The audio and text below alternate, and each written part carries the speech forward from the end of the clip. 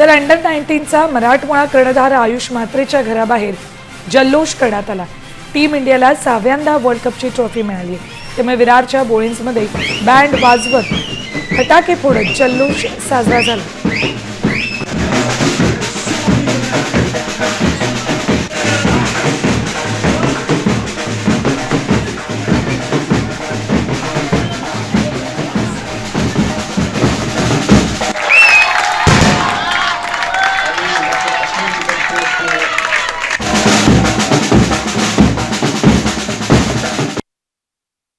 हे life time achievement आहे आणि त्या अचिव्हमेंट मध्ये त्या टीम मध्ये आपला सहभाग असणं आणि त्या टीमचं आपण लीड करणं आणि तो वर्ल्ड कप घरी घेऊन येणं याच्यासारखा आनंद नाही। म्हणजे या आनंदाला शब्द नाही, किती आनंद आणि आज जो क्राऊड आणि हे जो सपोर्टिंग आहे, कारण आज विरार वसई या सर्वांचा म्हणजे त्याच्या यशामध्ये भरपूर पिलर आहेत की त्यांचं मी सगळ्यांची नावं घेणं आता या वेळेला शक्य होणार नाही।